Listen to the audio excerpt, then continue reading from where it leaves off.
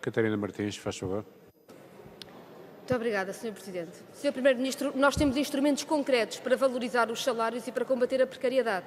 Alguns estão no programa de governo.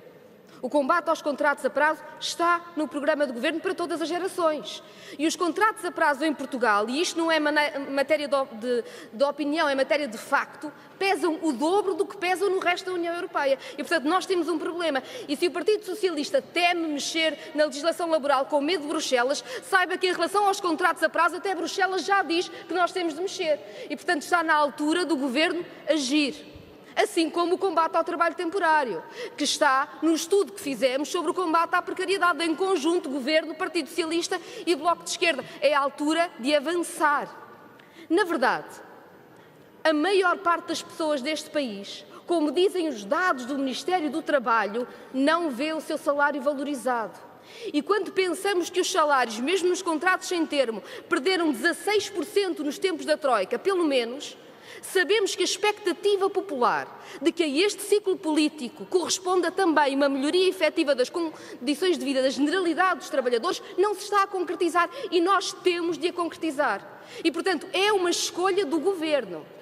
Mais importante do que esconder a estagnação salarial é resolver o problema da estagnação salarial, indo às medidas de alteração ao Código Laboral que podem valorizar todos os salários. E há uma maioria neste Parlamento para fazer este trabalho.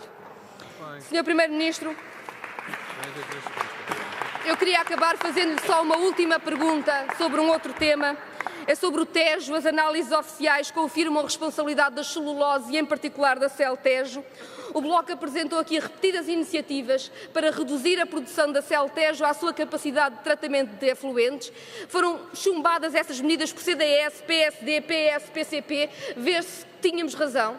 E o Governo acabou mesmo por obrigar à redução da produção da Celtejo durante 10 dias. A pergunta que nós fazemos é, e passado esses 10 dias, isto foi só uma operação cosmética ou a Celtejo vai mesmo ser obrigada a reduzir a produção à sua capacidade de tratamento de efluentes? E acho que era muito importante neste debate que houvesse uma palavra clara do Sr. Primeiro-Ministro a dizer à população que vai defender a vida no maior rio do país. E isso exige uma palavra muito forte para travar a produção das celuloses, cujos efluentes não são tratados e são comprovadamente culpados pela situação que estamos a viver. Muito obrigado. Tem a palavra o Sr. Primeiro-Ministro, faz favor. Sr. Primeiro-Ministro. Muito obrigado, Sr. Presidente. Muito obrigado, Sra. Deputada Catarina Martins. Em primeiro lugar, é sempre muito reconfortante saber que podemos contar com o seu apoio e com a sua energia para executarmos o programa do Governo. E é isso que iremos fazer.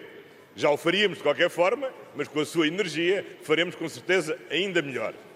E é por isso que, como expliquei, iremos apresentar entre este mês e o próximo o conjunto das iniciativas legislativas que temos para combater a precariedade e que estão previstas no programa do Governo, designadamente a diferenciação das contribuições para a Segurança Social em função da natureza do contrato de trabalho.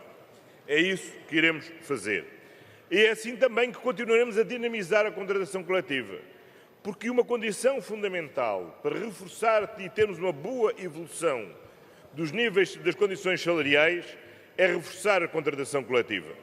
E foi por isso que conseguimos já aumentar o número de contratos coletivos. Foi por isso que, o ano passado, já agilizámos as portarias de extensão, de forma a alargar o número de trabalhadores cobertos por contratação coletiva. E esta é uma dinâmica que temos que prosseguir.